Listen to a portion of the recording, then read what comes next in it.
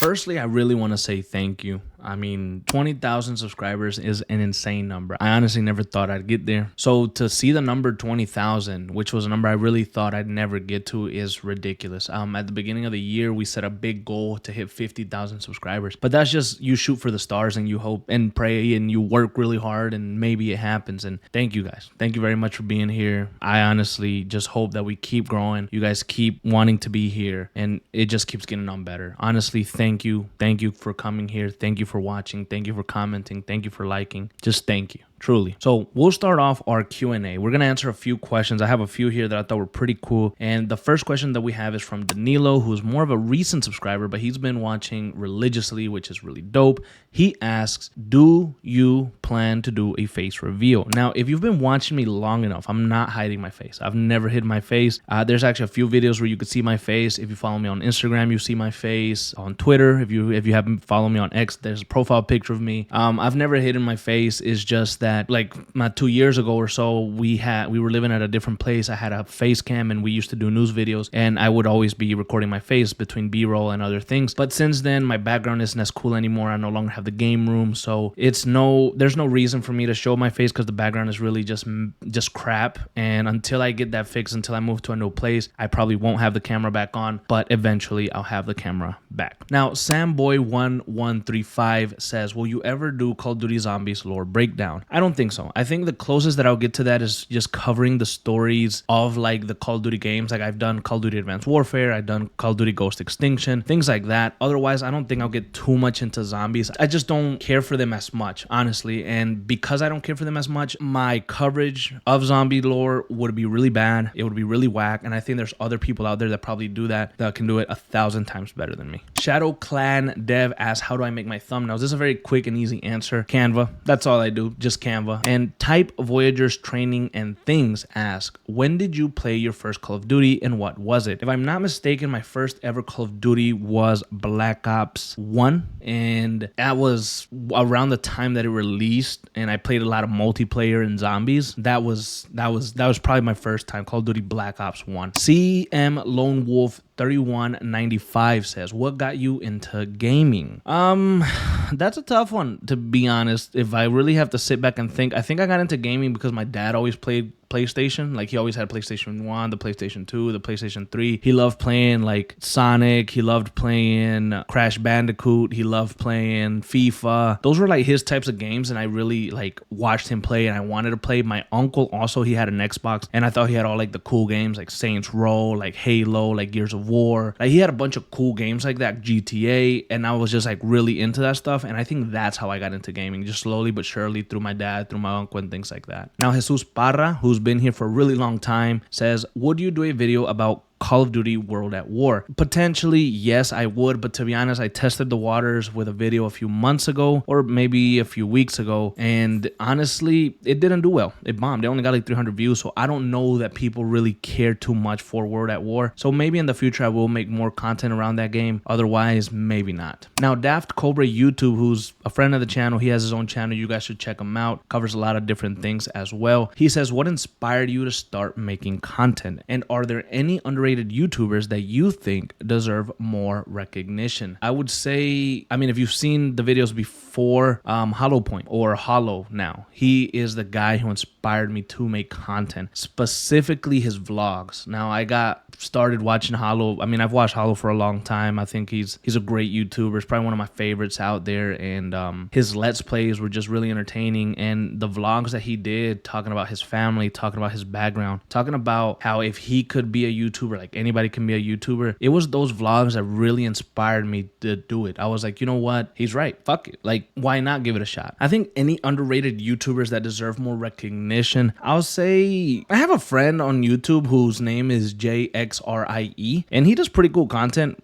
pretty good sniper. I think he deserves more views. I think he deserves more recognition. I think he only has like 600 subscribers, but honestly, I think he should have like 10,000 at least. So if you guys haven't checked him out, check him out. And another person that I think is truly underrated, I would say The Patient Wolf. He is, I think, the best narrator in YouTube when it comes to stories. I think that he should be much bigger than what he actually is. So the Patient Wolf 100%, I think, is a very underrated YouTuber. A must question comes from Blueberry JRPFX779. How'd you come up with the name of the channel? This one is funny because it's really stupid. I needed a new email many years ago when I was a teenager, and I couldn't figure out what my new email should be. And so for some reason, I was like, well, my name's Brandon. I'll grab Brand, and then let me think of a cool like animal or just something cool. And I was like between Brand Lion, Brand Tiger, Brand Eagle, Brand Wolf. And I was like, oh, Brand Wolf sounds kind of cool. Like wolves are cool, I guess. So I did Brand Wolf, and then I put a 7 on it. So like Brand Wolf 7, yada, yada, yada. And then years later, when I finally made this YouTube channel, I needed a name. I didn't know what the fuck to name my channel, and I just named it Brand Wolf because that was my email. So there's no cool story or anything behind the name. It's literally just because it was on my email. This could have easily been called Brand Eagle, and that would have been awful. But I don't know. I guess it works, and it got stuck, and I just never changed it. Now, Sheriff Woody 860, who's also been watching for a while, says, what are some passions and hobbies that you have outside of gaming? One passion that I had for a long time was drawing.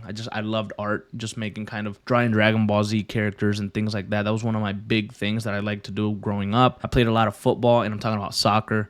Playing football was just something that I love. I grew up with it. I'm an avid, hardcore Manchester United fan. I've been a Manchester United fan for 17 years and counting. I think we're the greatest team in the world, even though we suck ass right now. But that's my team, and I have a huge passion for football. I mean, this was a terrible season for us, you know? And so I just love Manchester United, and that's a big passion that I have outside of gaming. I love movies. I love films. And those are things that I really, really like as well. I got another question here from Nitron IG, who's also been here for over a year. He says, what's your favorite game, and what game left you feeling disappointed the most upon completion? Honestly, guys, my favorite game ever is The Witcher 3 Wild Hunt. It is the greatest game that I've ever experienced in my life. Geralt of Rivia, beast. Ciri, beast. Everything in that world was just perfection, and I played it at a time where I needed it. I wanted it. I mean, I adore The Witcher. It is my favorite game ever by far. Now, a game that left me feeling disappointed, to be quite honest with you, I could say The Last of Us Part 2, because I really wanted to kill Abby at the time. I really wanted to kill her, and so I was very disappointed that we didn't. But that's like an easy answer. I think a lot of people would maybe say that. I think one that might not be too common is Assassin's Creed 2. I replayed it again recently here for the channel to make a story so far about it, and I didn't remember everything. I remember the important things, but I didn't remember everything that happened in the game. And so I played the game after hours and years, apparently in game, like 15 years of hunting down the guy responsible for the murder of my brothers, of my father, and all this other stuff. I finally have my hands on him, and Ezio just throws it away basically and says, I'm no longer killing. Like, I'm not going to kill anymore for you. Like, what? We spent years hunting him down, wanting to kill him, and when we finally have him, we let him go. That shit low-key pissed me off when it happened. I said, what?